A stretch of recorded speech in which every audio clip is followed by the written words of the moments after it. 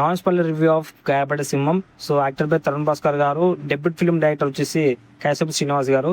ఈ వీడియో కేవలం 2 నిమిషాలు మాత్రమే. సో 2 నిమిషాల్లో ఈ వీడియో ముగిస్తాను. ఎందుకంటే స్టార్టింగ్ వచ్చేసి మన తరుణ్ భాస్కర్ గారు. సో తను డైరెక్ట్ చేస్తుండే రీసెంట్గా చాలా సినిమాలు ఉన్నారు. సో మనకేంటంటే ఫలక్నామా దాస్లో నెగిటివ్ రోల్ చేసి పోలీస్ కాపురోలో చాలా అలరించారు. సో తర్వాత చాలా క్యామెరా చేశారు. తర్వాత ఏంటంటే కొన్ని సినిమాలలో సైడ్ క్యారెక్టర్ చేశారు. తను లీడ్ చేస్తూ ఒక మంచి ఫిలిం చేశారు. సో అంతకుముందుకు మీకు అదని చెప్తా అని చెప్పేసి ఒక సినిమా చేశారు. తర్వాత ఏంటంటే ఫస్ట్ టైం ఏంటంటే గాయపడే సినిమా నుంచి అండి. సో డెబ్యూ డైరెక్టర్ తోటి వచ్చారు. సినిమాలో మెయిన్ ప్లాట్ అంటే ఏముండదు, అంటే స్టోరీ వైజ్ చూసుకుంటే ఏంటంటే చాలా షార్ట్ స్టోరీ కానీ సో ఫన్నీ వేలో ఉంటుంది. సో రీసెంట్ రిలీజ్ అయిన మన జెట్లీ సినిమా ఎట్లా ఉంటుందో సో ఈ సినిమా కూడా అంతే ఉంటుంది.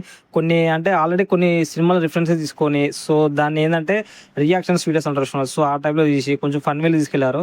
ఈ సినిమా చూసాక మీరే అంటారు సో ఇంటర్వెల్ ఒక ట్విస్ట్ ఉంటుంది. సో తర్వాత ఏంటంటే క్లైమాక్స్కి వచ్చేసరికి మీకు ఏం అర్థం కానట్టు ఉంటుంది. కాకపోతే ఏంటంటే సినిమా ఏంటంటే ఓ ఫన్ వేలో ఉంటుంది, చాలా చాలా బాగుంటుంది, మీరు ఎంజాయ్ చేస్తారు థియేటర్లో.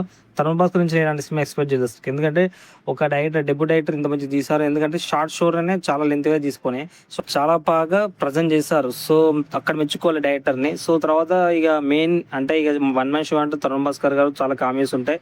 రిఫరెన్స్ అంటే ఆల్రెడీ కొంతమంది యాక్టర్స్ ఉంటారు, అలాగే జీడి చక్రవర్తి గారు ఉంటారు. సో ఈ తరాలు ఏంటంటే మనకి సినిమా కాన్సెప్ట్ చాలా మంచిగా అనిపిస్తుంది. సో మీరు చూస్తుంటే ఏంటంటే ఒక కొత్త సినిమాని చూసినట్టు ఉంటుంది. సో చాలా మందికి ఏంటంటే డిఫరెంట్ సీన్స్ ఉంటాయి, ఎందుకంటే ప్రతి సీన్లో డిఫరెంట్ సీన్స్ ఉంటాయి కాబట్టి తప్పుకోలేదు తప్పది అన్నట్టే ఉంటుంది. సో సాంగ్స్ కూడా చాలా మెచ్చుకుంటూ ఉంటాయి.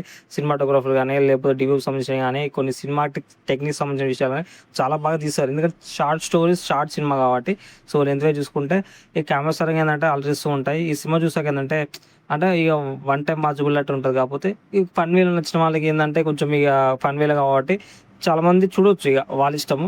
ఫైనల్గా ఏంటంటే ఈ సినిమాకి నేను 75/100 ఇస్తున్నాను.